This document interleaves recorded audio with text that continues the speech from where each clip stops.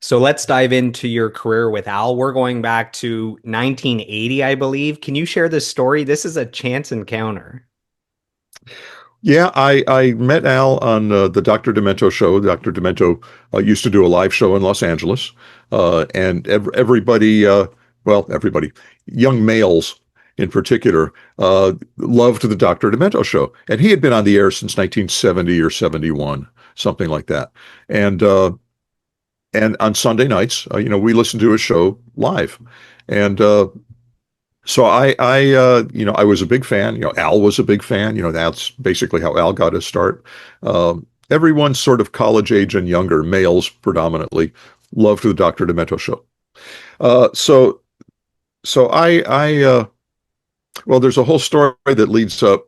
There's like two stories that lead up to how I ended up meeting Al on the show that night. Or the night was that I was invited down by Dr. Demento to do an interview on the show because I was one of the earliest people to send in homemade music to his show. Now, that started, that whole thing started in the early 70s, 1973. There was a very popular song on his show, Pico and Sepulveda. And it was always, he had request lines, and it was always the most requested song. And it was kind of a big band sounding, 40s, maybe 50s recording. And it dealt with some of the streets in LA. The streets Pico and the street Sepulveda had an intersection called Pico and Sepulveda. And I think it was just a question of those two names made a nice rhythmic thing for the band leader. So he put together this thing. And he went by Felix Figueroa. And Figueroa is another street in Los Angeles. And Felix, other than meaning a cat thing, there was a Felix Chevrolet dealership on Figueroa. So this whole thing was all about LA street landmark things. And he just, went through and listed off a ton of LA streets, in this song. But it was this great kind of a Latin-y, rumba-y sort of a thing. Anyway, the song was requested so much that Demento like just sort of stopped, playing it. He says, I want all of you musicians out there, if you cook up your own version of Pico and Sepulveda and send it in, and we'll pick the top three, the number one, first place one will get a 78 record of Felix Figueroa's Pico and Sepulveda. And then second place will get some other records and signed by me and stuff like that. So I was in school bands, I was in high school at that point. So I got together some of my friends, also, Dr. Demento fans, of course. And, but all horn players. It was a long time before I really knew anybody that played guitar or bass or things like that. So it was just horns. And actually, I had Richard Elliott played sax on that. I went to school with him, and he became very well-known sax player. So he played sax on that. Another buddy of mine didn't pursue a career in music, but became one of the top anesthesiologists in Los Angeles, played trombone, a guy named Gary Feldman. Another guy played trumpet, a guy named Bill Turner. He went on to, and he was one of those guys. He played piano, he played trumpet, he played drums, he played guitar. He was one of those guys who could pick up an instrument and play it. I had another girl, Andrea Kay, who played French horn. I was in the school bands with her. There was a guy named Barry Keys, who played trombone. He went on, I believe, to be in Johnny Carson's Tonight Show Orchestra on TV. And then maybe the most notorious guy in there was a flute player. And again, I got flute, sax, clarinet, French horn, and then me on drums, trombone. But Jeff Rona played flute. Jeff went on, and I was in a band with Jeff and Bill Turner, and it was just flute, piano, and drums. Again, where was the guitar player? Where was the bass player? Where was, there wasn't, at least not in the beginning. So that was really my first band. And of course, I, stayed close with them. So they were there for that as well. And Jeff went on to, among other things, he was on the committee at Roland Musical Instruments that invented MIDI. He was one of the guys who sat in a room and figured out all that computer jazz and all the 128 levels and all the business, He's one of those guys, very well known in the industry. Smart guy, but also went on to compose a bunch of stuff. He worked with the Hans Zimmer group of composers and artists and stuff like that. He was in there. And when I and he did. I'm trying to think of some of the TV shows he scored. Uh, but he's done very well. So in the industry, he's the most notorious, and maybe Richard Elliott is next, and maybe I'm a distant third. But anyway, that group of people. I know there's a lot of tangents to a simple question: how did I meet Al? But that was that group of people. At any rate, we sent in our recording. We placed second out of like over 100 recordings that were sent in by people around LA, including, and that was the first thing I ever sent to Dr. Demento. Al and some of his friends, fans of the show, they had a recording of Pico and Sepulveda as well. Sadly, Al never kept a copy of it, or he said he never kept a copy. I don't know how terrible it must have been, but he gave it to Dr. Demento. Came to talk at his school, and he gave Dr. Demento a cassette. For the here's my version. My friends and my version of Pico and Sepulveda for the contest. And I don't think Dr. Demento had the heart to tell him he had missed the deadline. And Dr. Demento put it in the trunk of his car when he left, forgot about it, sold the car, and it's gone forever. So, but at any rate, that 1973 thing, that was the first instance that both Al and I dove into the Demento thing. Now, Al was a lot more prolific about it, than I was, but it wasn't too much later. My friends and I sent in another song, and Dr. Demento played that. It was the Ballad of Woodsy Owl, and I'm not a singer, but I sort of talked through the song, the lyrics, and he played that. Dr. Demento played that. Now, by this time, this is beginning of '74. I don't know if Demento was starting to play a lot of homemade music, but Al was still not really on the scene. It was going to be another year before Al would send things in and they would start getting played. A little more time went by, and my friends and I got together and we recorded another song called Mr. Ghost Goes to Town. This was the middle of '75. And this was based on two versions of the song, like old '30s songs that Dr. Demento had played. That's how we knew what it was. And he would play that too, typically on Halloween. But, that got played too. So, we've sent in three things and got all three played over the years. Anyway, not much happened after that. All of my musicians friends and I, found other things to do in life and, and still in touch with each other, but we weren't sending stuff into Demento. Anyway, one of Dr. Demento's friends, and again, over between '75 and the time I showed up in 1980 there, the show was catering more and more to homemade music, to a lot of independent comedy musicians that were doing pretty good things and sending, Barnes and Barnes and stuff. And Al was very popular on the show with his very basically accordion recordings, not just parodies, but original songs. He was writing original songs then as well. And so the show was beginning to cater more towards independent artists, let's say. And my brothers, one of the guys in Neil Diamond's band, Tom Hensley, was friends with Dr. Demento, and somehow it came up, would my brother and I like to come down and see Dr. Demento do his show? Go down to the studio and hang out and watch him do his show live on a Sunday night. And we said, oh, sure, of course. So we went down there, and I don't have the date of that particular the very first time that I met Dr. Demento, but he asked me that night, would you like to come back, now that, you're one of the earliest artists to have homemade stuff played, would you like to come back and do an interview, and talk about that? I said, I would love that. So September 14th, 1980 was that date, came back, and that night, Al was there. And Al was there a lot and would answer phones and sometimes do songs on the air and stuff like that. He wasn't there that very first night, but he was there when I came back to do the interview. That night also was he was debuting a song he had just written that weekend. Another one, Rides the Bus, which was Queen's. Another one, Bites the Dust.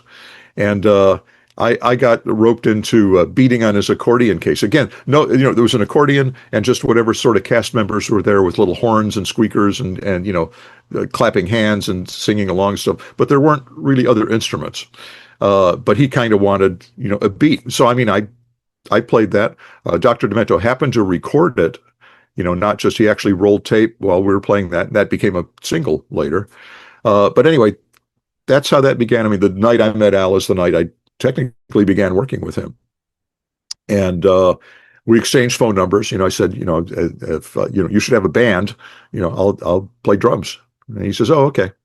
Anyway, he was wrapping up his college uh, uh, stint at that point. A few months later, he was going to be back in L.A. and because he was studying out of town. He was a little bit north of L.A. And about 3 weeks later, he calls me and he says, that thing we did, that Another One Rides the Bus, has been played.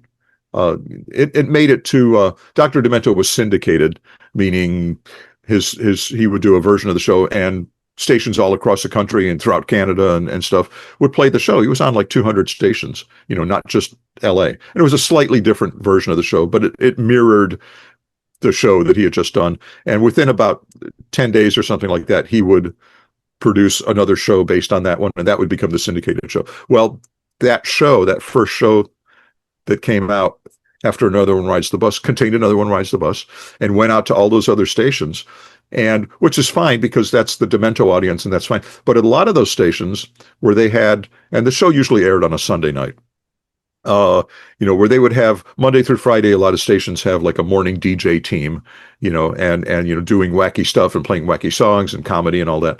And they would listen to stations that aired the Dr. Demento show. Those DJs, when they came in, they would listen to what was on the show so they could pull out some funny songs and play them on their show.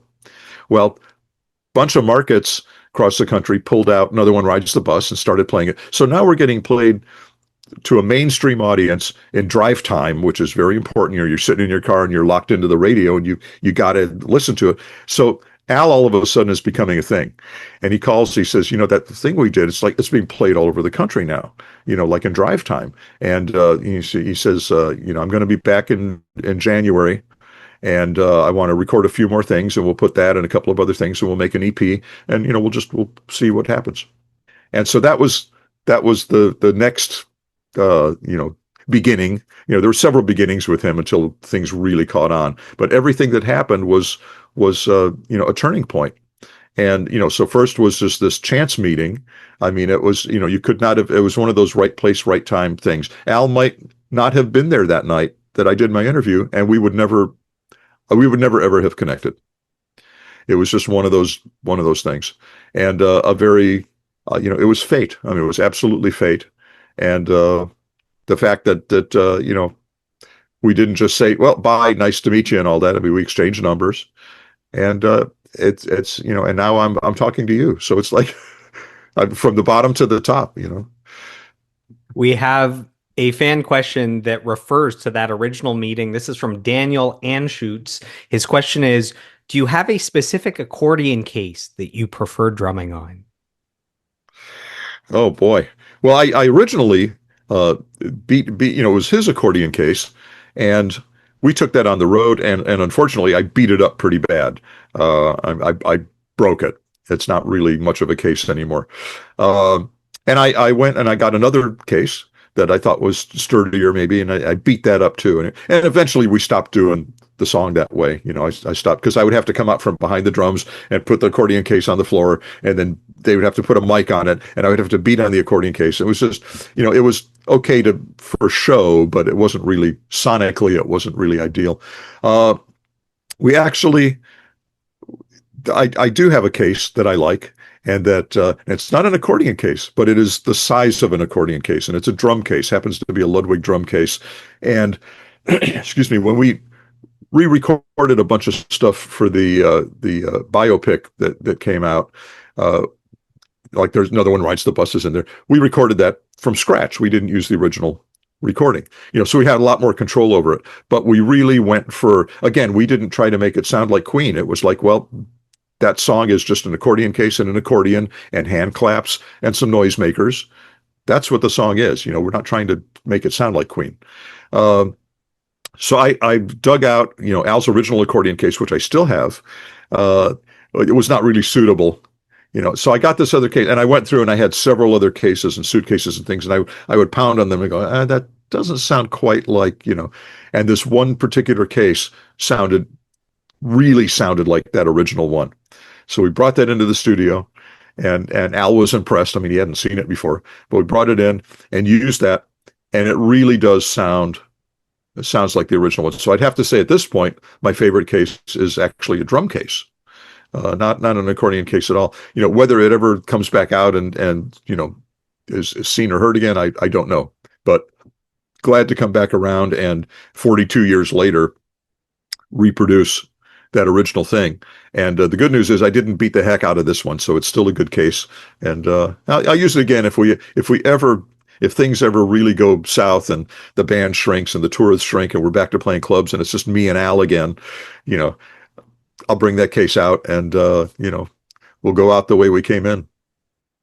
So in 1981, you released that debut EP. Is it considered an extremely rare item? There was only 1,000 copies produced. Thousand copies. I think Al is still sitting on a few, but they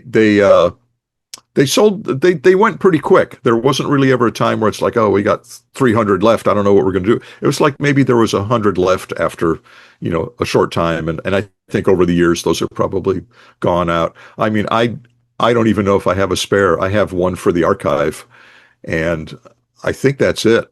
I had one. You know what? I did have a spare, and I sold it on eBay to help pay for Al's Hollywood Boulevard star on the Walk of Fame. And I made some contribution.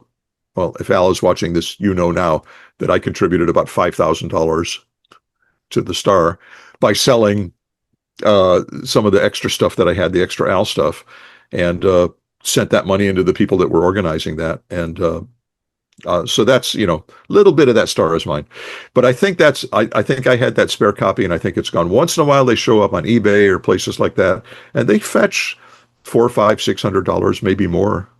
And yes, so they are very, very rare, and the true fans aren't letting go of them anyway. So it's not like, there's going to be, eventually they'll start sort of dribbling out there when people start kind of dying off. And I don't know that anybody will want them then, in 10, 20, 30 years, but we'll see. But yes, very, very rare, among the most highly prized Al items out there. We have a fan question from Lewis Kaplan. His question is, before you met Al, were you considering a career as a drummer for a non-comedic band, or were you always looking for something with a unique twist on it? No, never really a unique, I just wanted to play drums, drumming. If you take away Al's lyrics, it's just drumming. I mean, it's not really funny music. Well, not most of it anyway. No, I wasn't really looking for anything. I just wanted to play drums, and it hadn't occurred to me that there would be a comedy artist that that would have a viable outlet for my playing. But obviously there is, and in fact I've grown quite a bit as a player thanks to Al, because he's always over the decades was always parodying cutting edge kind of production and songs and stuff like that. And we'd have to rise to that occasion. If we were going to duplicate that, we had to now figure out how to do stuff that, big time producers and artists were doing already.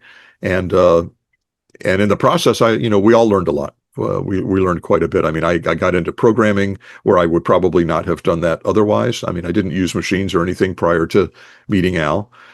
Actually, prior to about 1985 was the first time I got a machine of my own, and then a series of machines, and then samplers, and then I got into sound design, and just whatever it took to reproduce the songs that he wanted to do, that he was parodying. We had to do that. And that goes for Steve on bass and Jim on guitar. We just had to rise to that occasion. We all became a lot better musicians and technicians thanks to Al.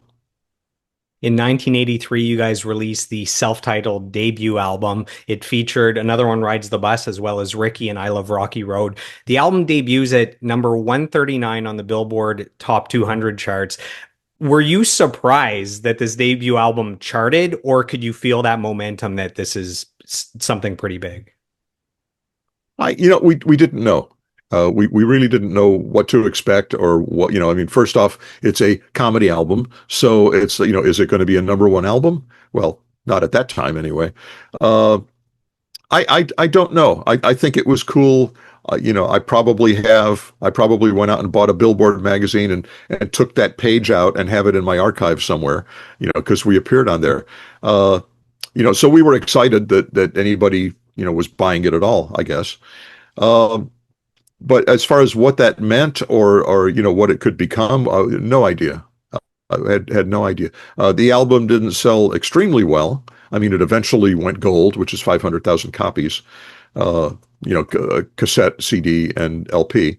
Uh, but I don't know at the time what we really thought of that. It was so cool to have a video be on MTV. Now, again, MTV was pretty new at this point. They were literally just running videos. They didn't really have any programming to speak of. They were all about videos, and artists weren't quite. I mean, a lot of the cutting edge artists had their videos out there, but there was a real, not everybody had a video for every song they put out. It just they weren't thinking about it yet. Sometimes there weren't the budgets for it yet. We and the budget for the Ricky video was like $3,500. I mean, it was just like stupid cheap. I don't know how they assembled that many people and all that stuff, even in 1983, and got any. I mean, I made $1 on it, so that's they gave us $1 each. Uh, but MTV absolutely helped propel uh, sales of the single and the album. Whereas now, well, now you have other avenues, of course, but at the time, MTV was a big deal, and there wasn't enough content for it really. So they were very happy to have any videos they could, and happily played Ricky, happily played I Love Rocky Road. Eat It was a big hit on MTV. I Lost on Jeopardy was, they really helped, they helped propel album sales and Al's career, at the same time. But, what that all meant, we said, well, of course MTV plays videos. We didn't understand the significance. It's just like, well, that's where you make a video and MTV will play it. And we just assumed, well, that's just what it is. And that was what it is, but it added up, and it was big. It was bigger than I think we realized at the time, and very important. If now to promote a video, you kind of have to promote it yourself, which is not that difficult to do, but you can't go somewhere. There's not a channel really of MTV status where you would go to hear and see new music. It doesn't exist. The artists, the labels have to promote that stuff on their own. And, well, YouTube, of course, Vivo, which I think YouTube owns.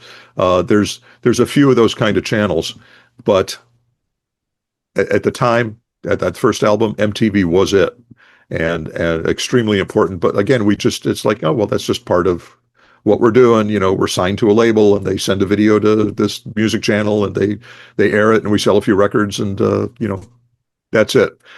I think we didn't really appreciate what it was going to become.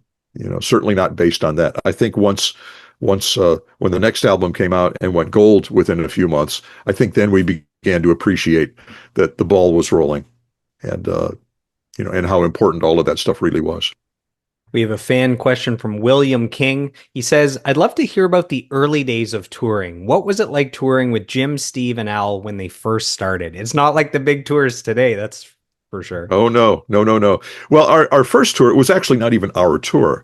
We went out with Dr. Demento. We were kind of the live music portion of his show, that he would go out and he would sit behind a desk and play music and show films at the time of stuff, and and would play and show things that he couldn't really play on the show. I mean, nothing terribly vulgar, but things he couldn't play on regular radio, and he would do that in front of a live audience, and it was just mostly like clubs, and I don't mean clubs like with 50 people in there, but a few hundred people.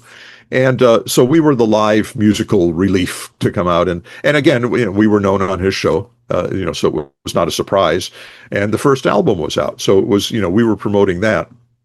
And it was about a 3-week tour.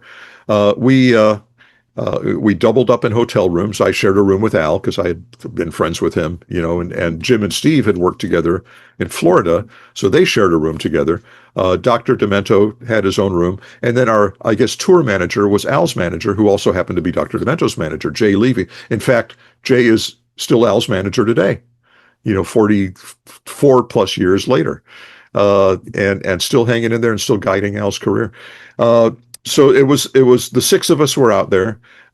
We drove a blue station wagon and a U-Haul truck, and we took turns each took turns driving. Now Al he wasn't 25 yet, and in the States you had to be at least 25 before you could be insured to drive a rental vehicle. So he got out of his driving duties. It wasn't like he was a star. He wasn't driving yet. He wasn't driving those cars. So we drove. We would do a show in a club or something or whatever, and we would go drive. Depending where the next show was, we would either go back to the hotel or we would drive after the show and go get checked into a new hotel and sleep for a while. And then, we didn't have a crew. We handled all our own gear. We were subject to whatever the sound guy at that club would handle our sound. But again, there wasn't that much to do. We were basically a four-piece band. We didn't even have keyboards. We didn't have, there wasn't much to mix. I mean, it was a very simple thing. So we could get away with, we didn't have to carry somebody to do sound. We didn't have anywhere near the amount of equipment that we carry now. So we didn't need people to set up. We didn't have big lighting that came in. I mean, we didn't, that was all just in the clubs, and whoever worked in the clubs, they did our show, and that was it. So very, very different than what we do now. And over the years, I mean, many, many years, we grew into where we're at. I mean, we haven't taken any steps backwards. Really haven't leveled off. We just continue to grow, and to where this last tour, well, one, we added 4 more players on stage. We had a full crew, had literally a dozen people, which is not a lot of people, but for us it is. We used to, when we first started bringing out crew people, we had like 3 people that came out. One guy to do sound, one guy to do lights, and somebody else that would move gear around and stuff like that. So the very first thing, we were pretty much a club band, except at least we had Dr. Demento was the main draw, and the fans knew who Al was, and it's like, oh, we get to see Al, play live now. So that was pretty cool. And good times. It's not the kind of a tour we could do now, the way we did it then. We're not going to drive, a Sprinter van around and unload all our gear and pack it back up and then go drive after the show. We're a little beyond that. So in 1984, you guys released the In 3D album. It peaks at number 17 on the Billboard Top 200. The first single, Eat It, peaks at number 12. Despite the success of the debut album, do you consider this album the big global breakthrough? Well, certainly at that time it was. Number 17, top 20 albums is a pretty big deal, for any artist, let alone a comedy artist who, is playing accordion. Now, when I say accordion, I obviously Al's known for playing accordion. I should add that the In 3D album was another turning point for us, just concept-wise, in that the first album was very accordion based. We had several parodies on there, and obviously there was accordion on them that was not on the original songs that we were parodying. There wasn't any serious effort to kind of duplicate the sound or production. We duplicated kind of the arrangement and the melody and stuff like that. But the sound-wise, we really weren't going after the originals so much because there was just accordion layered all over everything, which was fine. That's what Al was known for.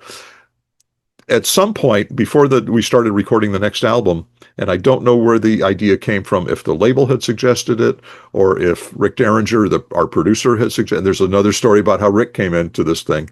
If it was his idea, if it suddenly dawned on Al, hey, it would be really cool if we sounded more like songs we're parodying, so when something comes on the radio, you don't really know, am I hearing the original artist, or, you don't know till the vocals come in, which one it is.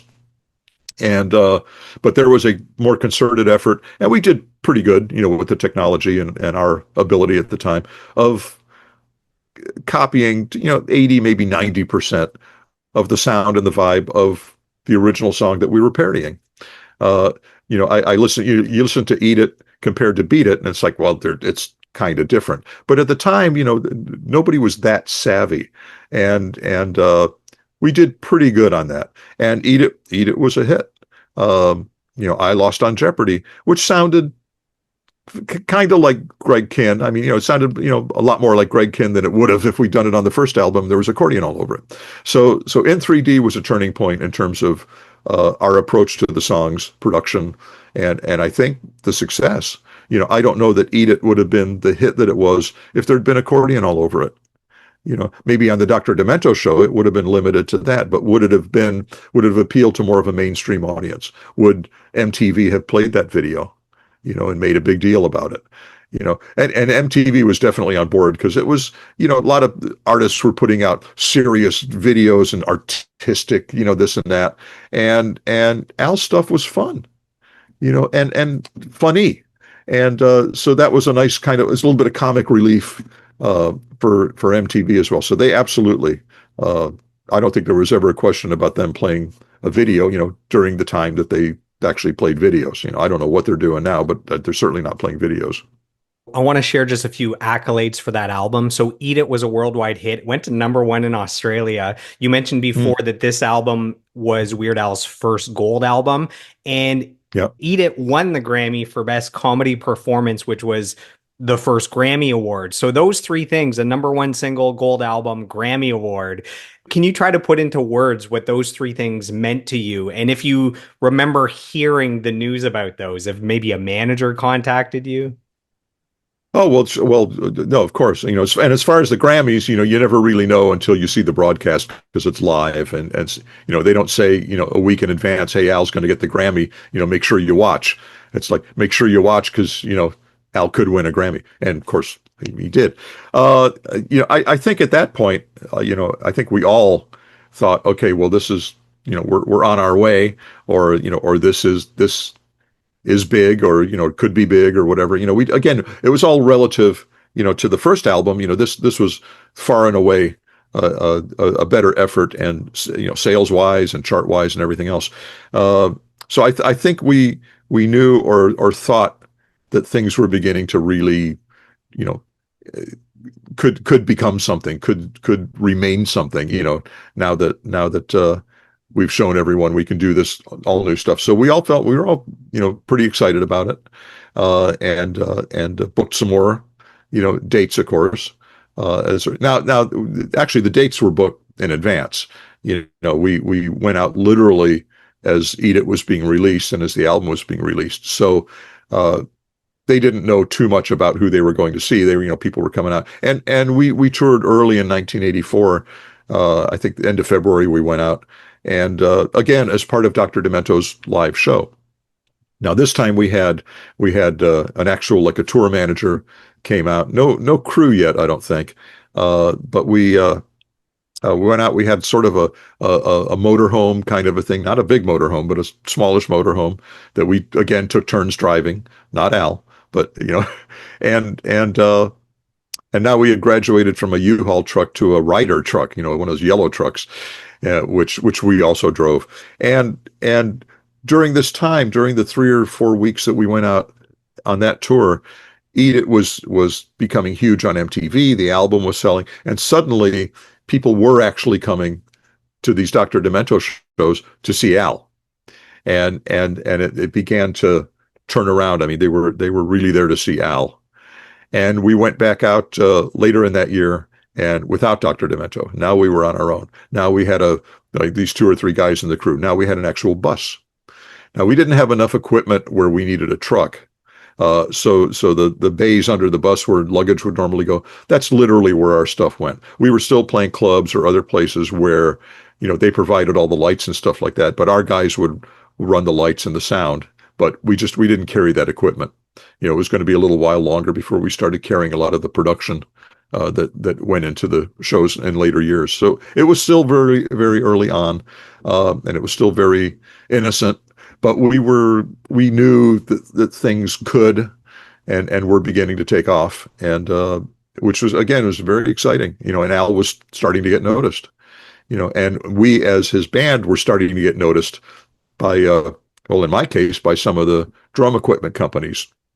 So I had signed up with a couple of companies as an endorsing artist, and because they were, your exposure through Al is pretty good. We like exposure. We like those drummers to be seen using our equipment. And so I as early as 84, I began signing with different companies for, not, and I never abused that. I mean, it was always very, I didn't just take stuff or get stuff for cheap, just to do it. It was stuff that I liked, and I approached them, and they were all very amenable to it. Whereas just a year before, it might not have made a difference. It's like, oh, you play with an accordion player and you do funny songs. What do but now, MTV is, several, few videos deep into that. The exposure factor was very good. So and that benefited the other guys as well. That benefited all of us, of course. So that was an important thing. And to this day, I mean, I endorse a lot of items that I use and that I love, and the companies appreciate that, and I appreciate them. I mean, that's been that's another benefit of having the kind of exposure you do with an artist like Al, who's very mainstream. And fortunately, a lot of other musicians look at us and they understand that we're not just like wacky comedy musicians. This is not Spike Jones. Actually, Spike's band was great. They were incredible musicians. But I mean, it's not all about the comedy. We had to really step up and play some amazing things and record some amazing things. And so we have a lot of appreciation for that. It's not like, oh, you landed a good gig. It's like, you guys really work hard, and have achieved a lot and really add so much to the production.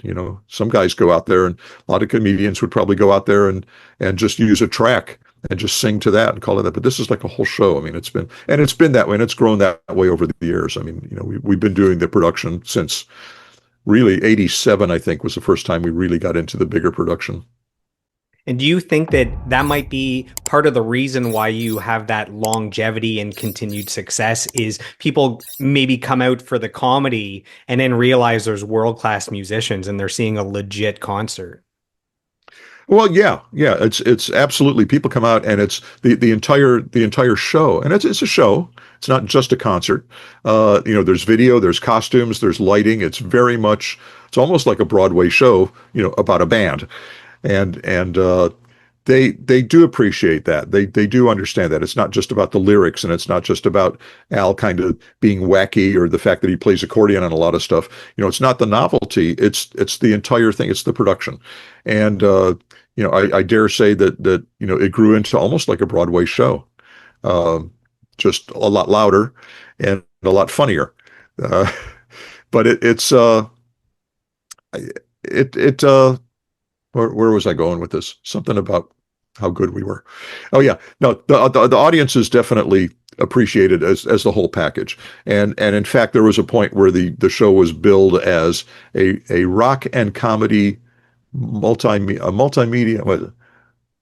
multimedia rock and comedy extravaganza, which is exactly what it is. That's a It's a rock snappy show. title. Yeah, it's funny. It's enjoyable. I mean, it's not sappy. It's not dumbed down for 6-year-olds. I mean, it's a rock and roll show. There's a lot going on. There's the visual. There's the audio. Uh, there's videos running in the background. We started doing that very early on. Before that was a thing, we were running videos in the back. Uh, and it well, it grew and grew and grew. But the audiences, yeah, they appreciate it for what it is, and it's a major production. It's a big deal. It's a show, and you don't have to be an Al fan to appreciate the show. And I'm sure a lot of people got dragged along by their friends who were fans, and probably became fans after that. It's like, oh, this is really good. I think I'll buy some of his records, or I think I'll look up some of his videos or something like that. And so the audiences have grown over the years. Partly because we were putting out new albums for a long time, but we haven't had a new album out in almost in a dozen years. And yet the audiences and the production and everything just keeps growing, and which is very satisfying. I mean, that's great. And a testament to what Al does. And, I mean, he's absolutely in charge of everything you see and hear. And he's very good at it. And the audiences appreciate that. And we appreciate it, of course. So between 85 and 89, you guys released 4 albums in 5 years, 2 of which go platinum. Man, how do you keep up that prolific pace? We just, well, it seemed like an album a year kind of a deal was the deal. I mean, that's what it was. We, I don't know. That's just what it was. I mean, I should also add that while we had some albums out, we weren't necessarily touring. And there was actually a couple of years where we didn't have an album out. The last, well, no, that's not completely true. There was always something going on. Now, Al was doing his UHF movie, which prevented us from touring in 1988 because the movie came out in 1989, which is too bad because that 1988 album was with Fat. Even the album was even worse. I think that album went platinum fairly quickly.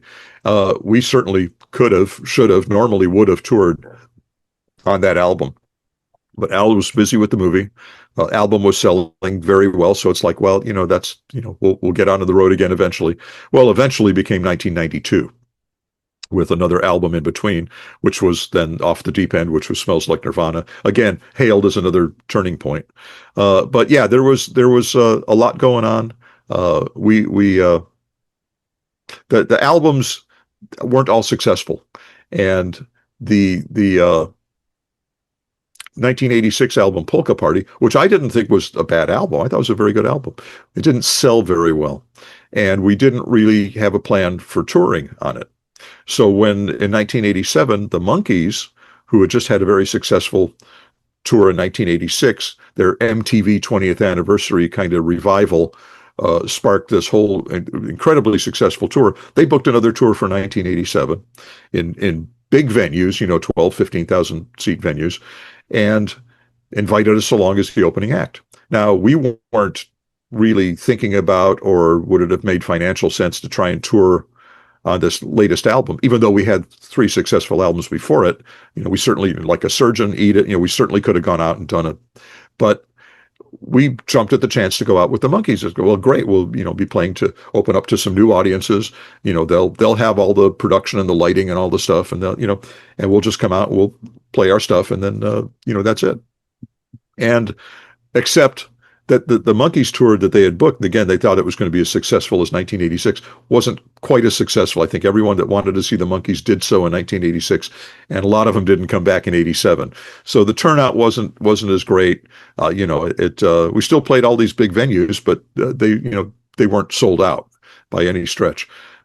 Ironically, we came back this year, just Al played a lot of those same venues and sold them all out. So, and many, many, many years down the line. But that's, so we went out in 87 on their tour. It wasn't really our tour. We didn't tour again until 92, despite putting out 2 albums in the meantime. Even Worse, and then the UHF soundtrack. And a couple of years went by, and we gradually began putting together what would become the Off the Deep End album, and Smells Like Nirvana, which again was a big hit on MTV. And, went out and had a great tour on that and stuff like that. But the albums sort of governed what we did. But yeah, the late 80s was sort of funny because we weren't really on the road, just as Al, so we didn't really have our own tours between 85 and 92. We went out once with the Monkees and then made some albums, and Al did this movie of his, and that was kind of it. It was just sort of a weird period. I don't think any of us thought, 2 years went by and we haven't done anything, oh my God, it's all over. That was not a question at all. Because again, that last album, the most recent, Even Worse, was a big hit. So, there was not a question about, we've had a good run and that's it. And again, at any point in our career, we never really know how much longer it's going to go on. I mean, I certainly didn't expect anything like, we would see over the years. We didn't expect, we're going to go out and have a career without a record label, and not without really putting out much new music. And we're going to continue to grow our audience and play, these big venues, play for 12, 15, 18,000 people, to watch a guy do funny music. We had no idea that was a possibility. That it was even, Al would joke about, oh, we're going to play Madison Square Garden someday. Well, we did, finally, and we sold it out. We played the Forum here in LA, which is comparable to Madison Square Garden size-wise. We did a number of 15,000 seat plus venues on this last tour, and sold them out. And, which is, again, it's just, I don't know how it happened, but I'm grateful it did. We all are. Fan question. Tim Montgomery wants to know, what's the most underrated Weird Al album? That's actually a question for the fans. I don't know. I think we think they're all pretty good. I tend to think that every album is better than the last. That, if you were to say what's your favorite album or what's the best album or whatever, I would tend to say in our, at this point, Mandatory Fun was the best one from a production standpoint.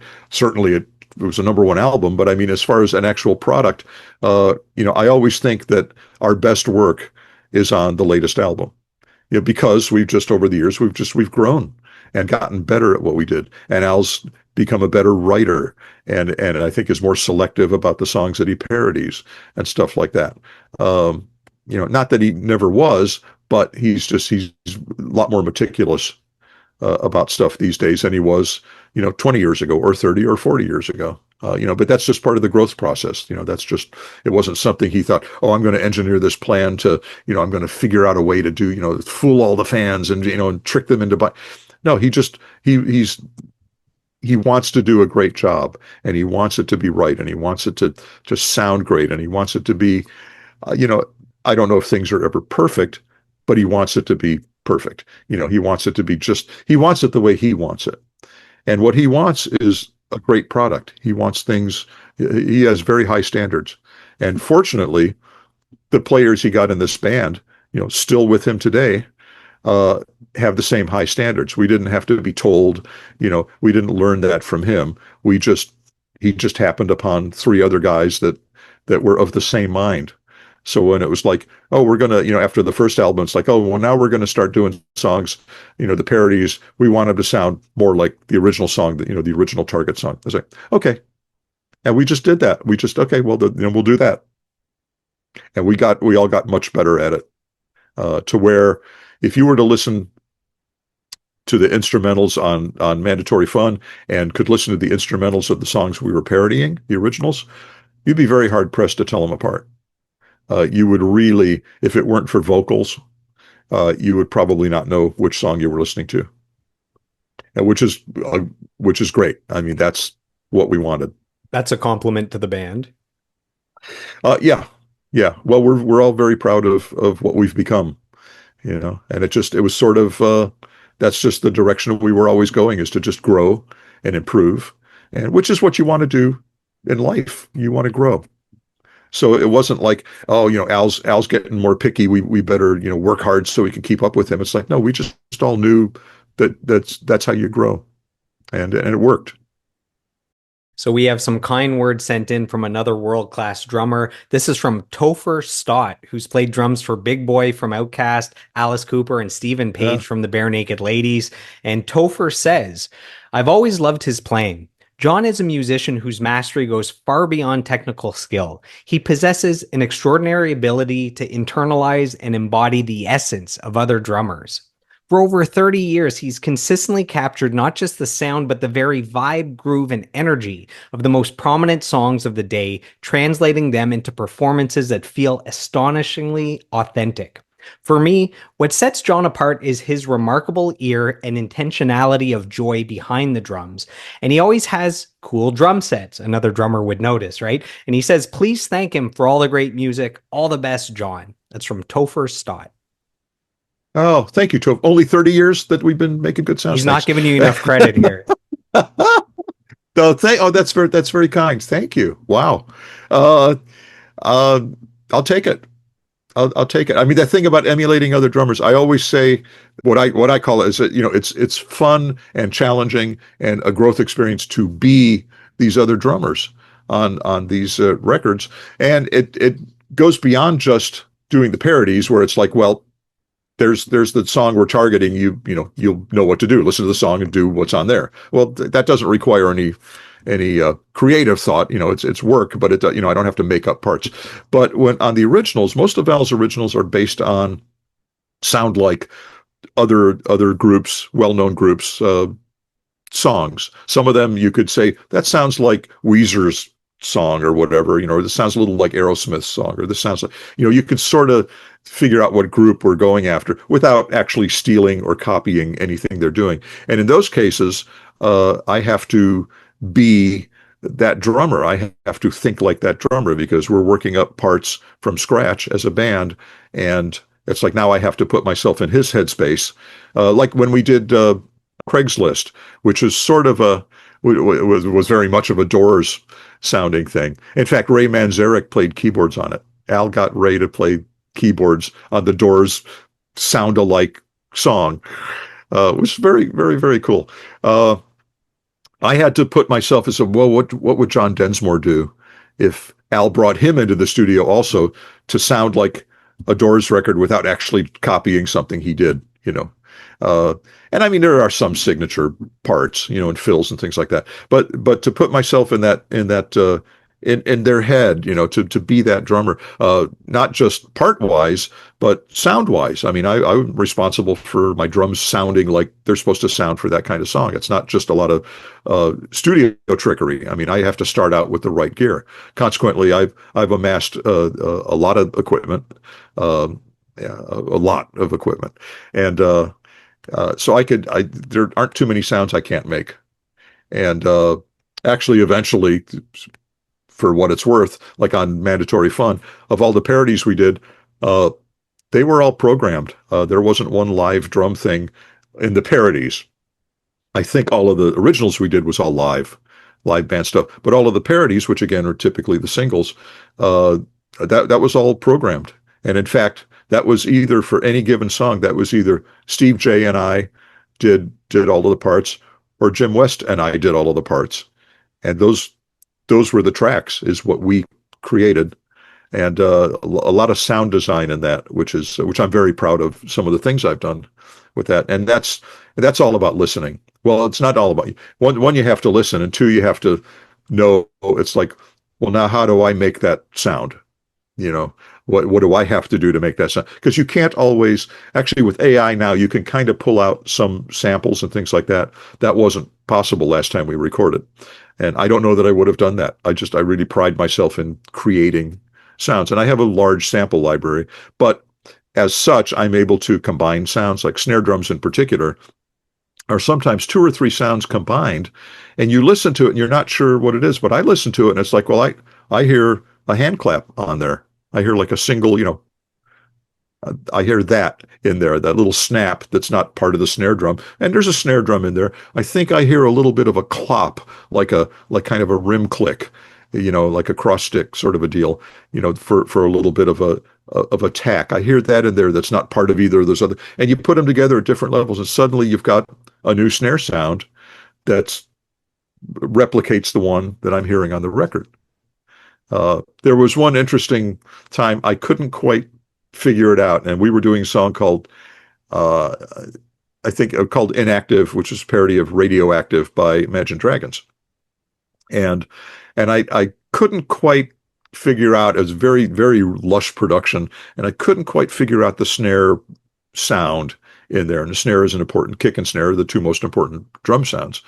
And I was just really having a tough time. And I'd never done this before, and I hadn't done it since. But I reached out to Daniel Platzman, their drummer, and I said, you know, we're doing. You may be aware, since permission's always already been granted, you know, that we're doing this thing. I said, can you help me? Can you give me any direction, or put, you know, whoever produced, you know, what's that snare sound? Where, how much is involved in that? You know, I can't quite get it. And a little time went by, and I had put together a couple of different things, and they weren't quite right, but I was ready to go with one of them.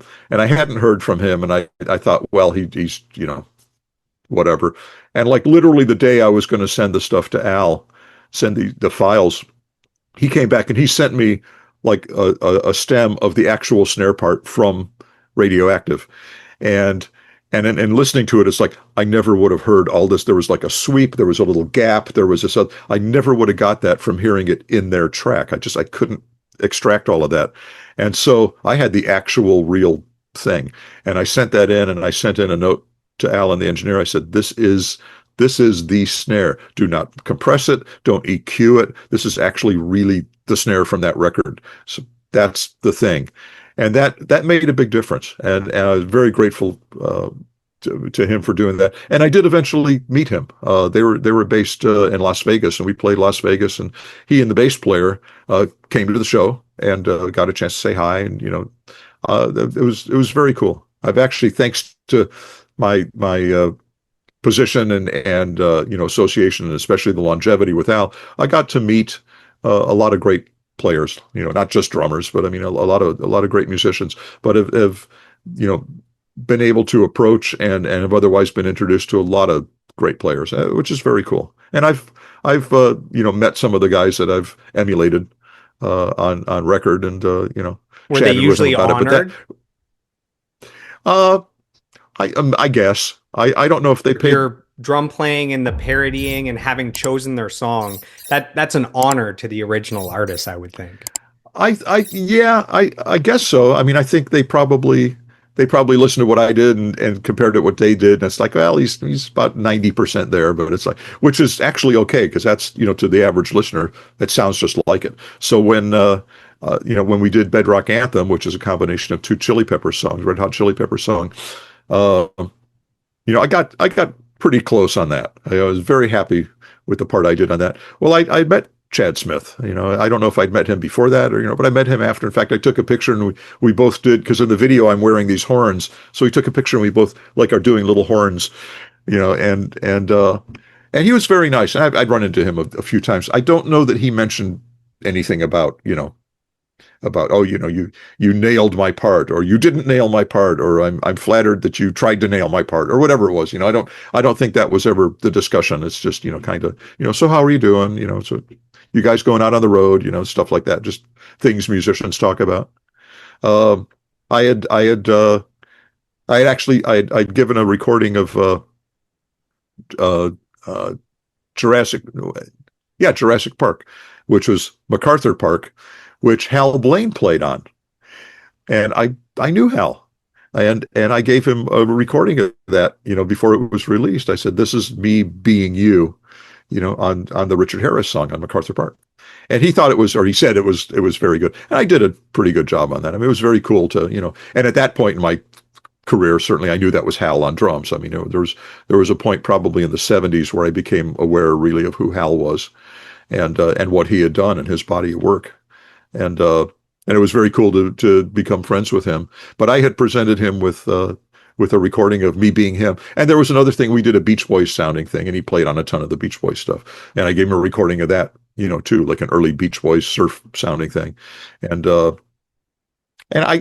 he was very kind. I'm sure he was kind and said, "Oh, you sound great," and I don't know, but it was just very cool to be able to approach that drummer. I talked to Tim Donahue from Cherry Pop and Daddies after we did Grapefruit Diet for Zoot Suit Riot, and didn't quite. Again, this was a chance for me to kind of show off my Gene Krupa kind of chops, and I didn't really. Again, I was about 90% on it. I got. I think we played that song live in the future, and the more you play it, the better you get at it. And it's like, gee, I wish I'd played this 50 times before we recorded it, instead of, sort of working on it that day in the studio. We would, on the parodies, we would listen to the stuff at home. We would get the parts together, and literally we would play them for the first time in the studio. There was really nothing to rehearse, because the parts were already there for us. We already knew what to do. Al would tell us if there was an arrangement change or a tempo change or a key change or things like that. But apart from that, it's like, well, what you're supposed to do. Just be ready and come in and we'll record. As opposed to the originals, which was a lengthier uh, learning process for all of us. Al would record a demo of the song he wanted to do. He would give it to us. The band would then, with Al, record a demo. After we make a couple of changes, maybe record a demo. Al would listen to that, maybe kind of massage that in his mind a little bit more. And then we would, in the studio, if there was whatever was left to kind of little changes, we would then do that. We wouldn't come in cold by any stretch. But on the parodies, we did. We showed up and literally just played them that day for the first time as a band. And usually worked pretty good. So we've talked about your career in the 70s. We've talked about your career in the 80s. You've mentioned a couple things from the 90s now. So there's the Off the Deep End album from 92. There's the Jurassic Park single from 93. So let's talk about the 90s now. So in 1991, grunge takes over the music industry, takes over the world. Can you share how grunge influenced that 1992 album Off the Deep End with the first single? Well, certainly the influence was to do a Nirvana cover, and parody, I should say. And I'd have to look and see what the track list on there. I don't know that there was anything else on there that was necessarily grunge influenced. Again, Al's tastes were all over the place. Perhaps over the years there was some leftover kind of that Seattle sound thing going on. Uh, When you release an album, you normally choose kind of the biggest thing going on as the lead single so that you have your finger on the pulse of the music industry and of popular, what's going on. So to choose the Nirvana song, that's how big grunge got from 91 to 94. oh yeah, well no, Al and Al was certainly aware of the lead single being all important because that guides what happens to the rest of the album. You don't put out a single that does poorly and you put out another one and all of a sudden it's a hit. It usually goes the other way. It's the lead single, and Al chooses it very carefully, and the label participates. Although the label very much trusted Al's instincts to do. I mean they had their hand in the marketing somewhat, but in terms of artistic decisions, they really left that up to Al. Rick Derringer was already out of the scene by that point. In fact, Off the Deep End was the first album that Al produced. The first of his albums that Al produced. We were involved in a couple of other projects, but they weren't Al albums really. There was Babalu Music, which was based on I Love Lucy songs, and we cut a dance version with some different like Ricky Ricardo signature songs. Babalu and Cumbanchero and some other things were in there, and we did this sort of dance thing, which was pretty cool. And Al and they put together a video for it with a bunch of I Love Lucy clips. It was actually very good. But that wasn't really an Al album. That was just a project for, I think, CBS Records put that out. And they just got him in on it to put his name on it. But Off the Deep End was the first Al album that he produced, and did very well. But again, he'd always, even from day one, had in his head the way he wanted things to be, and he has a really good sense of what works. I mean, a really good sense of what, frankly, what will sell, and what audiences want to see in concert, and what will work in a video. He was directing his own videos.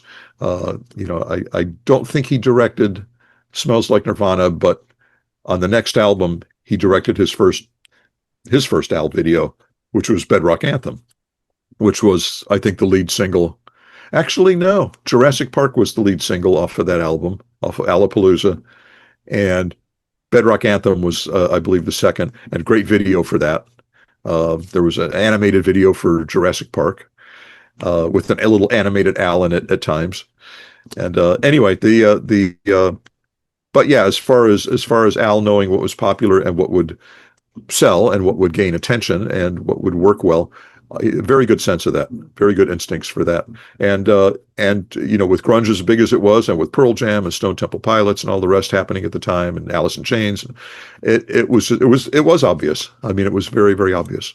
And Al would do that really for each album. It's just whatever had been happening in the last sort of year or two, that would be, that might govern the album's theme. That might govern, the cover. In the case of Even Worse, where the lead single, Al is dressed up as Michael Jackson. It really tied into that single more so than just sort of anything. Well, in the same way Alapalooza, did, would do later, with Al as the Jurassic Park looking dinosaur on the front. So Al was very, very aware of that stuff. And the label really, I don't think they gave him any grief about anything he wanted to do. It's just like, you're making the hits. You're helping us all sell records. Whatever you want to do, as long as it's not, terribly vulgar or offensive, or you're not attacking the label, like some artists do. John Fogerty. They gave him a lot of free rein. And that continued on through really through the end of his contract, at which time, I don't think he felt the need to put out albums anymore, but two, they weren't really selling. Streaming music had become a thing. People weren't buying product very much anymore. And there really wasn't a need, with Al's position, he didn't really need a label to help market music on Apple Music or, Spotify, which I don't know if that was happening at the time yet, but the different you know, music outlets out there, the labels used to kind of control that. You needed a label if you wanted to get something on your iTunes Music, Apple Music.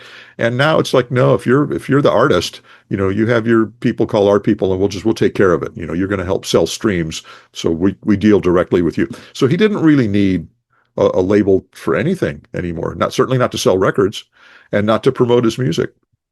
And so far, that seems to have worked out very well.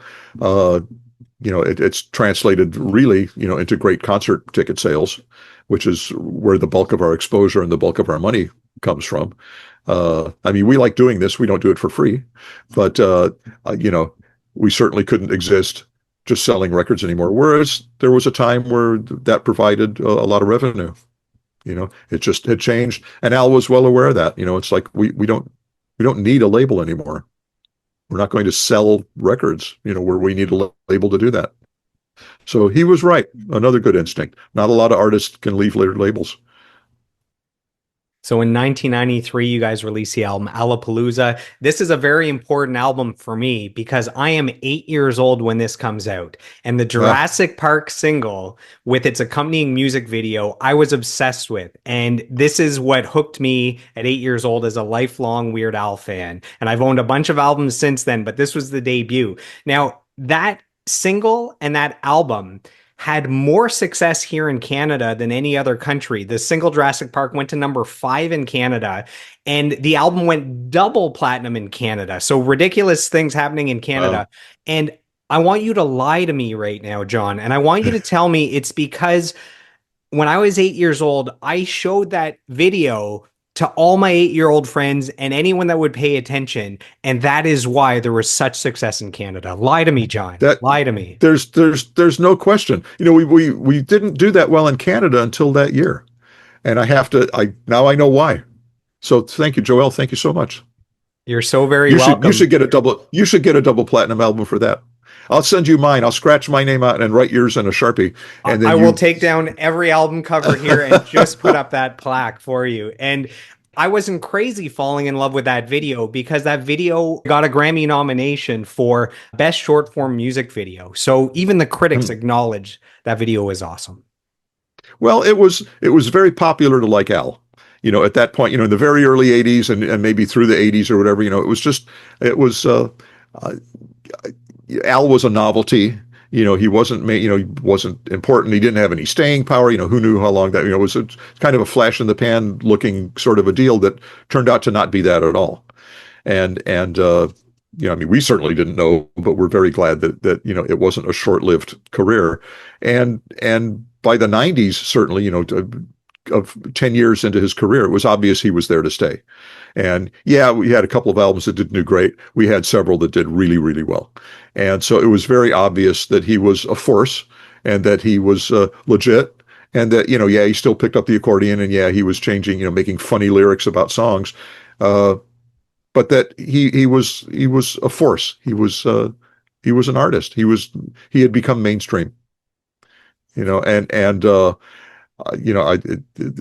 novelty had worn off. I guess it is. He wasn't just a novelty anymore. He was an artist, and so everyone wanted a piece of Al. They wanted to. They would involve Al. He was starting to get cameos in movies and TV shows, and and eventually he started doing voiceovers and cartoons and other. He had become a lot more than just an artist who stood up there on stage and that was all he was known for. He was directing other bands' videos, because he had a real good sense of what worked, and had a really good sense of when you shot a scene and you got it, you move on. Somebody would take 3 days to shoot a video that he could shoot in one day because he knew how to get what he wanted and when he got it, and it's like, okay, next. And it was very, so economically, it was smart to hire him. Not that he was going to make your video funny for some reason. It's just he was going to make it efficient and save you a bunch of money. And he became, he became legit, which is great. And he still thankfully for the band and the crew that works for him and all that, he still likes going out and doing the tours and doing the shows, and because he loves that too. I think he loves that most of all. But he's done so much more than just stand on stage and wear costumes and play accordion and sing funny lyrics. I mean, it became not about just about that in the 90s. I would say Alapalooza and from then on, was very much, again, everything Al does is another turning point for him and for the band. He made me laugh because during an interview, when someone asked him why they made an animated claymation video for Jurassic Park, he said, "You know what? It's just too hard to find real live dinosaurs these days." I remember getting a Yeah, chuckle from that answer. yeah, that's something he would say. I'm sure he did say that. That's pretty good. I hadn't heard that, but I mean, that's yeah. He just I think he was, dinosaurs aside, I think he was able to accomplish more with the claymation thing, and just and that was the first, well, maybe the only claymation one he had done. Uh, so it was just, again, it was something different. He's always trying different things, and his judgment is usually very good about that. It's rare that, I don't know that he's ever tried to do something for the first time and it didn't work and it was a flop and he took any heat for it. Uh, if something like that ever happened, it got swept under the rug, and he moved on, and and it got past it, which is great. The momentum continued. In 1996, you guys released the album Bad Hair Day. It features Amish Paradise, which is still to this day the band's most popular song on Spotify. 51 million plays. Why do you think people love that Wow. song so much? God, that's nearly $5. Uh, US dollars, not Canadian dollars. Uh, I don't know. I mean, I don't know. It's hard really to explain why any particular song is as big or popular as it is. Again, the fans determine that. So I'm not on that side of it. I sit behind the drums and play that every night, and 8 or 10 or 12,000 people out front love it, and I don't ask why. It's just I'm glad you guys love it. You love almost everything we do, and and I say almost everything because some songs, I notice we don't get a lot of applause after, and I don't think it's because people don't like the song. I think it's because of the way the song ends, and it's just sort of, that's why. So I mean, I just, I would have to leave it up to the fans to decide, what the best songs are, and why they love them, and all that. I mean, it's a different perspective, than we have from, behind Al, versus sitting out front and watching the whole thing. So it's the band's best-selling album, having sold over 2 million copies. It's double platinum in the US. And I have two stats I think you'll like. So Bad Hair Day sold 1.3 million copies in the US just in 1996, which is the highest sales tally for any comedy album ever in a single calendar year since SoundScan Hmm. even began in 1991. So that's one stat. The other one is it's the fourth, even today, it's the fourth best-selling comedy album of all time, only behind an Adam Sandler album and two Jeff Foxworthy albums. I thought you would like those two Oh, stats. wow. Well, that's both and Al knows both Jeff and Adam, and that's a good place to be. I mean, that's certainly that's cool. I hadn't heard that before though, but well, I'm proud of that too.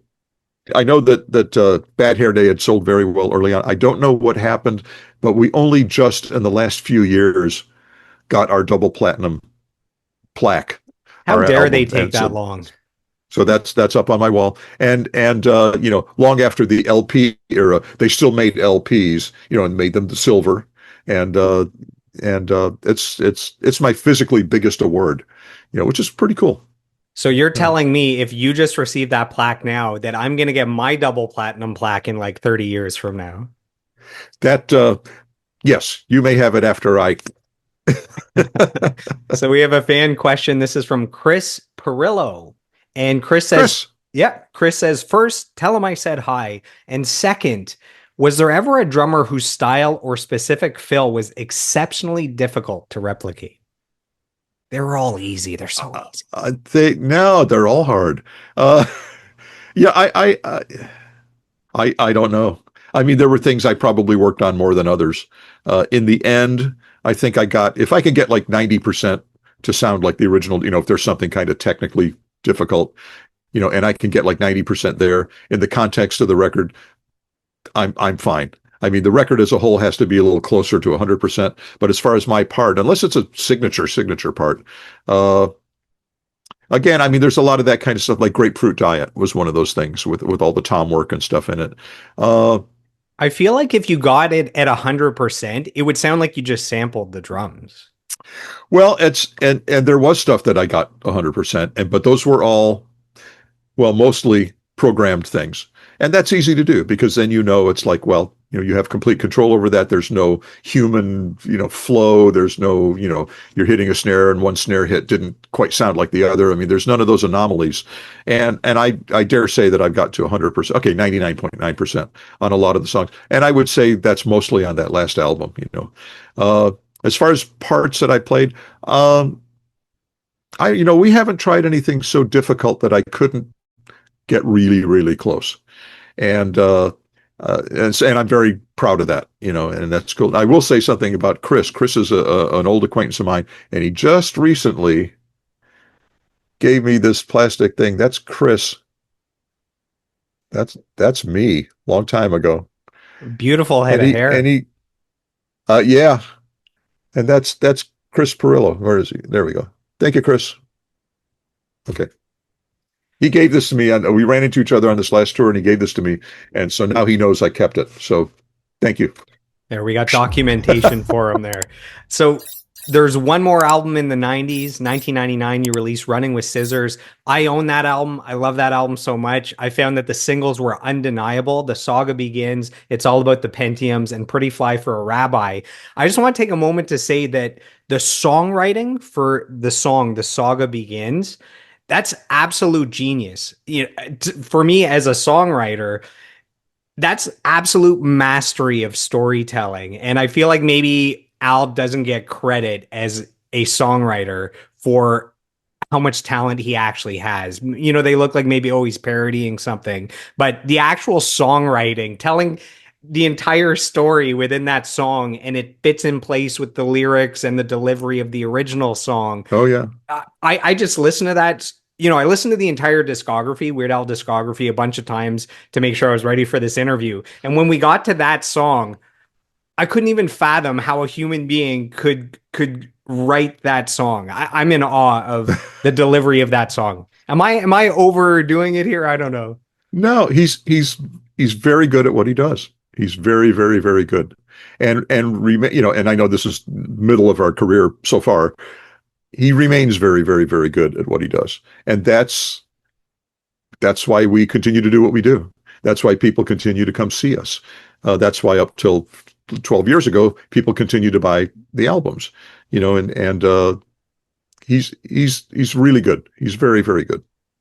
So in 2003, you guys released the album Poodle Hat. So Eminem gave permission to parody the song Lose Yourself, which you guys did with the song Couch Potato. And then when you went to release that as the first single from the album and you went to make a music video for it, then Eminem doesn't give permission to make a music video because he feels like, as a white person that's rapping, it's all about credibility. He's carved out this path as a white rapper that you should take seriously. And it was fine with just the song, but now if people are going to visually see another white rapper, in this video, he felt that maybe that would damage his image, even though he's one of the biggest artists of all time. Do you think that that really hurt the sales or the commercial appeal of that album, where the lead single, you get taken the music video away, which is usually Weird Al's biggest selling point because he really nails it with those music videos? Yeah, well, it's hard to the public had become so used to in within a short time, thanks to MTV, had become very used to seeing the music. And it was still important. I don't know that, the internet was well in place, by the early 2000s. I don't know that there was a YouTube yet. Maybe there was, maybe I'm not absolutely sure I think it's how a our little, videos got little out there after online. Okay. Yeah, he just, he just didn't give the sync rights. In other words, you can't put music with a visual. I won't grant that. Uh, uh, that's their call. I mean, that is absolutely their call to do that. I mean, he's, I believe, the only one that gave permission for one side but not the other. And yes, I and the album did great. I mean, it's not that it was a bad seller because there wasn't a video for that single, but uh, it certainly could have done better, or maybe done better faster had there been a visual thing out there at the time. But I don't know that it terribly hurt record sales. That album I think also certainly went gold and may have gone platinum already. I don't I have a list somewhere. It's hard to keep track of. I saw a picture of you where the whole wall behind you was gold and Oh, platinum plaques. I feel like you can't get any more because there's no more room to put no, plaques. there's well, that's no, they're all over. There's some in my office here. There's some in the hallway. Uh, I haven't put any in the bathroom yet. That's a little decadent. But no, there wasn't any more room, so they've like spilled out through. There's about another dozen or so throughout the rest of the house also. Out That's been very cool. Those are very that's you know that's there was some sort of a quote years ago by some philosopher, something like awards are something to do with mediocrity, and it's like no, awards are very cool. It shows something you did that was important enough to get an award. Even if it just means you sold a bunch of things, here's your bonus. It's like, fine, I'll put it up on the wall. It looks great. Everyone's impressed when they come over and they see all that stuff. I'm impressed. I look at it and go, wow, we've sold a lot of records and videos. You get those for videos too. In 2006, you guys released the album Straight Outta Linwood, features the hit White and Nerdy. This was the band's first platinum single. It was number 9 on the Mhm. Billboard Hot 100, the highest charting single. The album gets nominated for 2 Grammy Awards. When you think of that album, that single, that period of time, what stands out to you? Are there any memories that come back to you now? Any stories, anything? No, I think we probably, not to get complacent, but I think at that point with several successful albums, I think it was like, well, of course it's successful. I mean, it's, Al's a big star. Why would it not be, why would it not sell? Uh, you know, uh, I mean, again, the couple of albums we had that didn't chart well, uh, were early on. And, I don't know that there was a real reason for that. Again, I cite Polka Party and the UHF album. Actually, the first album didn't chart terribly well.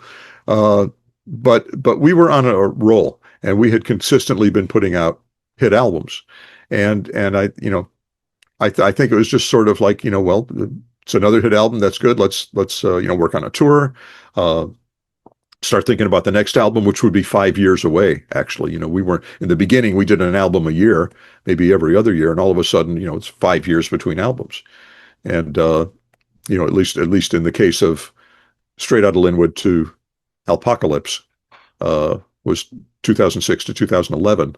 That's a long time. Now we toured within that period, but there wasn't really any new material. We just That's just what it was. That's just what it happened to be. But I think I don't remember anything specific. Um, it was just sort of, again, not to sound complacent, but it was just sort of another album that did very well, and we were very thankful for that. We have a couple fan questions. Alan Williams asks, are there any artists over the last 4 decades that you were really hoping Al would parody? Uh, uh, no, nothing I really thought of. I mean, Al would come to us with what he was going to do, rather than what do who's a big artist we should go after? What's a song I think we should go after? Uh, it was all Al, so we just sort of were more responsive to whatever he was doing, rather than being very interactive about that part of the creative process. So no, it wasn't. There were probably some where, Al would say, well, we're doing parodies of this and this and this and this. And, it was probably like, yeah, I figured you would get to those guys, but nothing that we really, nothing that I had thought of, that would, any missed opportunities or anything like that. No. We have a similar question from Megan Port. Did you suggest any of the parodies that ended up getting recorded throughout the career?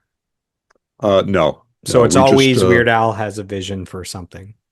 yeah, yeah, always him. Sometimes something we say in conversation might get brought into the lyrics or something like that. But I mean, in terms of the song itself or the concept or whatever, that's all Al. He doesn't seek, nor do we suggest anything to him. So in 2014, we've made it all the way to the final album. Here it is, Mandatory Fun 2014. So after 32 years under contract, this is the first album to debut at number one. And two accolades, it's the first comedy album ever to debut at number one. And it's the first comedy album in 51 years to reach number one. So what did that mean to you that deep into your career? Well, it was very satisfying. Obviously, we knew it was a good album. We knew there were some strong parodies on it. And we knew ahead of time that that would be the last album under contract. Al didn't just sort of surprise the label after they put that out, and they pretty much knew that that was going to be it. And they did offer to re-up his contract, and I think probably made a fairly generous offer to him. And he just having an entity trying to sell records to a few 100,000 people just didn't make any sense anymore. And I think that was certainly the right decision. But as far as that album, and again, I always cite the latest album as the best, the one I'm most proud of my work on it, and maybe the best that we've done. I think that is perhaps our best album, and well, as is evidenced by people rushing out and buying it. Now, I should add that chart position and sales are two very, very different things over the years. So, in the old days, if you had a number one album, it was because you sold 800,000 or 900,000 or 1 million or 1.5 million albums that first week, and you would be number one. Well, it got to a point where you didn't have to sell that many records. If you sold, well, in our case, I think 106,000 albums, which is a lot of records, you get to be number one. If we'd sold 106,000 albums, 20 years before, we'd have been number 150. So it's all very, very relative. So, and as such, in terms of actual sales, I hate to say it, but Mandatory Fun is among our three worst selling, worst being, our three least selling albums. And yet it was a number one album. So that's very cool to be number one, but it's not like, oh, you guys must have sold 1 million albums. No, we haven't. It's not gone gold. The Polka Party and UHF have also not gone gold. So we have three albums in there that we know sold under 500,000 copies. And some of them have had a lot of years to do that and haven't done it. Could Mandatory Fun, go gold someday? Possibly, eventually. But I don't know where the current sales are at. I'm going to guess somewhere in the 200,000s maybe. That's which again is not a lot of product, but 100,000 was enough to get us at number one, and that was very cool. And that's that's something we wouldn't have achieved before. And that was actually our third top 10 album. Our last three albums were all top 10 albums. So I think Apocalypse. No, Straight Outta Linwood, I think, was number 10. Apocalypse was number 8, 7, maybe. And then Mandatory Fun was number one. Number one, baby. So very, very cool. Very, very cool. I remember a few years ago hearing that a new record had been set for the least amount of albums sold for an album to still go number one. So you said 109,000. That's looking good compared to this. A few years ago, there was an Amos Lee album that sold, it was either 24,000 copies or 32,000, somewhere in there. And that was the number one album. It was the lowest ever that was enough to be number one. That's how bad album sales got at one point. Yeah. Yeah, it's too bad. But I mean, that whole album sales thing, that's why Al let the label go. It's like, nobody's selling albums. Taylor Swift is. That's a little different. We're not selling 1 million albums anymore. So, but our audience has grown, and this last tour was I think our most successful ever, and it's with the plan is we always tour 2 years in a row. So I'm guessing that we'll be out again in 2026. And in 2027, we'll get a year off and, spend our money. I could spend both dollars that year. I have one final thing about this album. The song Word Crimes was a top 40 hit on the Billboard Hot 100. And that makes you guys just the third artist in history to have a top 40 hit in 4 different decades. And the other two, this, I love this. The other two are Michael Jackson and Madonna, two Madonna, artists yeah, that you parodied early on in your career and had big hits parodying. yeah, yeah. There's a lot of great stats that go along with Al's career that people don't, not everybody, can put their finger on or would believe or think is significant. But that is, I mean, you know, but again, it's testimony to the fans' love of Al. They're the ones that are out there buying the product. They're the ones that are paying for concert tickets, to come see us. I mean, it's really all about the fans. I mean, we could not and would not do this without the fan base that we have, and it continues to grow. And again, we're very, very grateful for that. We're really thankful that that's happened and that they love us and that we can hang in with them, that they keep up with them, even without, well, here's our latest parody of Taylor Swift again, let's say. And, we don't have that anymore. We're just doing a lot of, we just change up each tour and make it more interesting and hopefully more exciting. And I think we do. And the audiences keep growing accordingly. And that's great. The fans love us, and people that aren't fans are becoming fans, and that's I guess that's why things are growing. So thank you. So we've made it to the 2020s that as we get to the near the end of this interview, and 2020, the global pandemic hits. That sucked. However, a good thing that came out of it is you became a published author, 2 books that came out, and there's a bunch of fan questions, so I'll just do them very quick. Thexalon Dave says, ask him about photography. He published a book, behind the scenes photos of Al, that he's taken over the decades that they've worked together. So it's just a statement, not a question. And then Remco Sonda asks, are you going to publish a 3rd book? I have the first 2. I love them. And then one more comment. Jason Vare just says, tell him I'm a big fan of his books. So can you just speak a little bit about the 2 books you released during the pandemic? Okay. Oh, thanks, Jason. As far as, well, the 2 books, I mean, I always had a camera with me. I mean, I did in life as a kid, or as a teen. So when I met Al, again, I continued to just take pictures, not knowing or thinking or, I just took pictures of stuff. I just captured things. I documented stuff. And the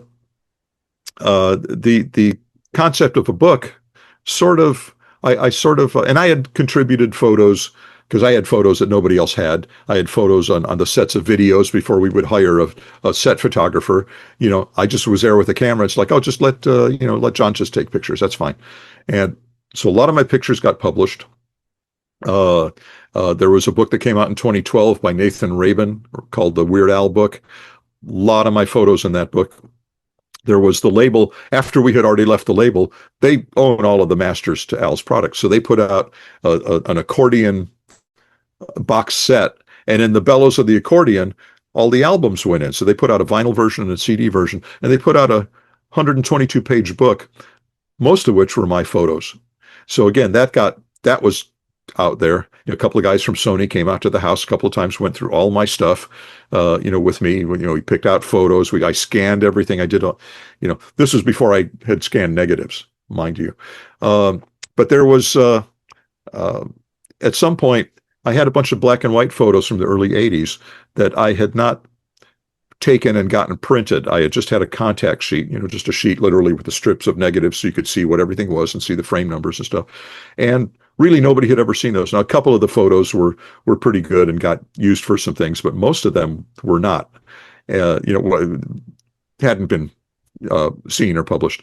And there was a point where I thought, I sort of rediscovered them one day, and I thought, I wonder if the fans would enjoy seeing these photos. And I looked into self-publishing a little bit and publishing on demand and stuff like that, and knew that wasn't really a viable thing. And a couple of years went by, and I ran into one of the guys from Sony at one of our New York shows after the show, and we were just chatting and talking about what was going on. He was telling me, oh, we're thinking about maybe doing this with Al's thing and stuff, and are you working on any stuff? I said, well, I got bunch of negatives, a bunch of photos. I thought maybe a book would be cool. And that's where we left it. Well, he emails me a couple of weeks later. He says, well, if you want to pursue this book thing, here's a publisher that might be suited for you. Here's the guy's name and email. It was Matthew Jonacki at 1984 Publishing.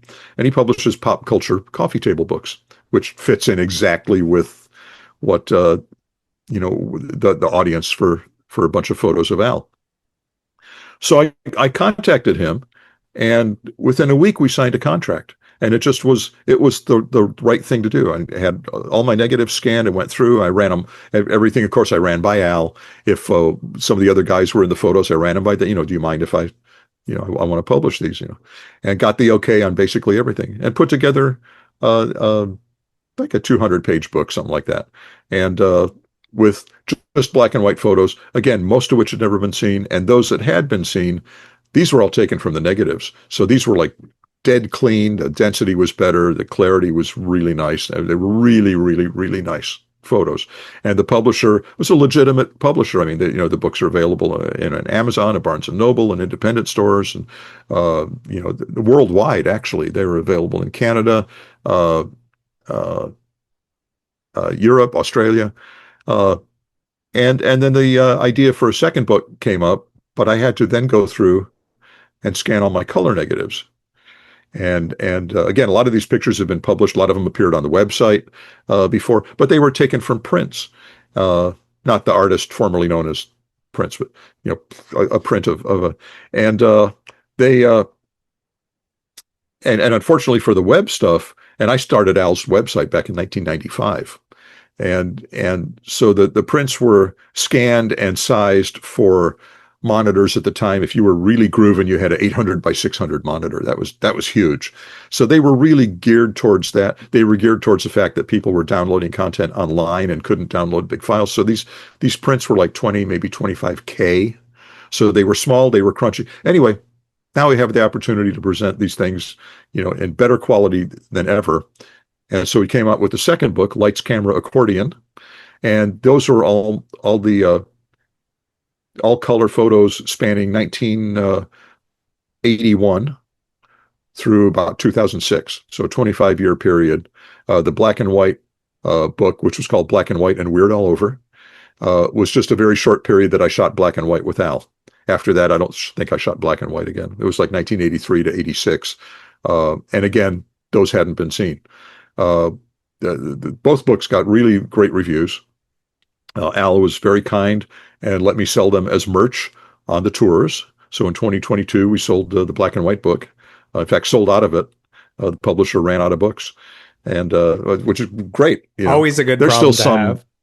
Yeah, there's still some. I mean, Amazon's got a handful, and stuff like that. And then by the end of 22, I had been preparing the second book, and that went out. And Al very kindly on this, we had year and a half off or so. Al on this tour allowed me to sell the second book, and did well, and thanks to him. So that's but I'm very happy, very pleased with those. As far as a third book, I think all of the photos from film. Now again, these are all from film. I've been shooting digital since about 97, 98, and I've got tons of photos. Sadly, the photos back then that I was shooting were all smaller format. Were all 640 by 480. They didn't have these 3400 by 2042 wall size printable. They were very small, and because that's just the capability of the cameras that people could afford. They just and it was a new thing. Digital wasn't really a thing yet. So I think I've exhausted all the film photos that people want to see. Got a ton of digital photos. I don't know if those would be beyond the 2006 limit of the second book for the most part. I don't know. Hadn't really thought about it. It's not really in the works. I sort of in the back of my head think maybe a book of all of my archives of all of the Al stuff, because I keep everything. I collect all the product from around the world, props from videos. I have one each of every merch item we've ever sold, dating back to 1983. I mean, I've got the collection, and some of that stuff I posted online, but not a lot of it. That could be an interesting book. I don't know. Um, that's to be determined. But as far as those old photos, I think people have seen enough of Al in that era, and maybe a different direction. Maybe this merchandise thing might have more of appeal. It may be more of hardcore fans, but you know, they like books too. So we'll see. We'll see on that third book thing.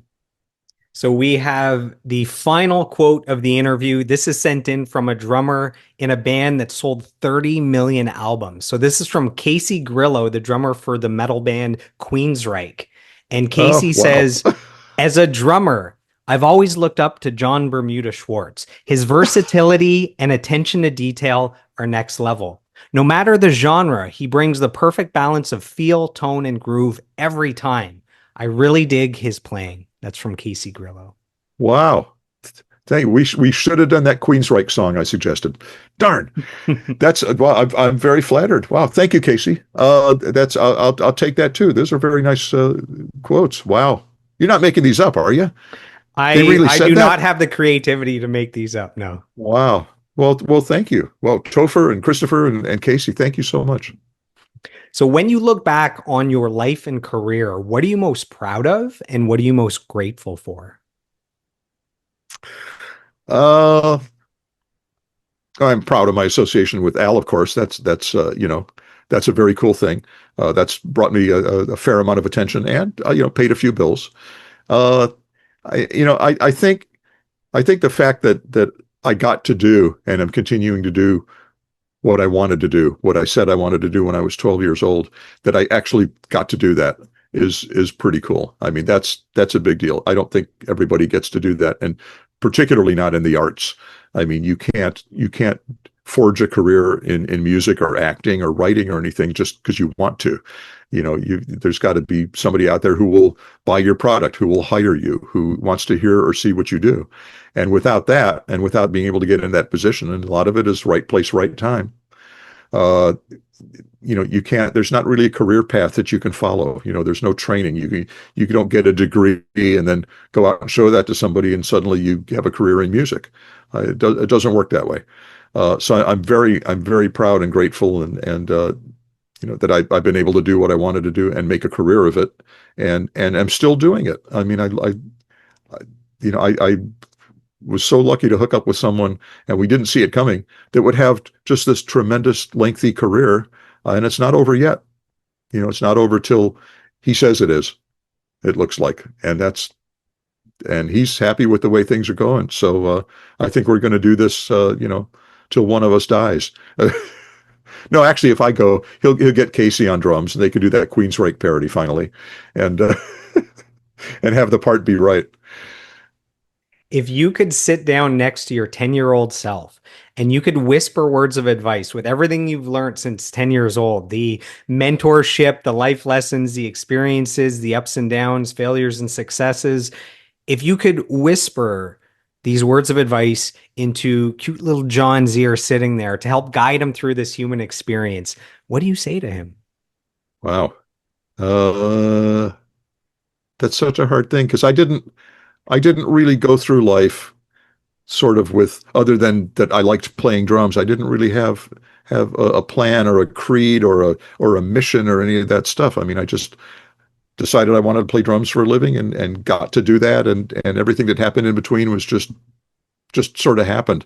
I don't know if there's anything I could have said that would have made a difference, because I did what I did, and apparently did it the right way, and was in the right place at the right time and said the right thing, and did the right thing. And when Al says, "Well, you beat on my accordion case," I didn't say, "Screw you, I'm a drummer. I don't beat on cases," but I did it, and liked it, and gave him my phone number, and it just it just worked out. And I'm very grateful that it did, and there's no end in sight. We never would have imagined it would have gone this long and this well.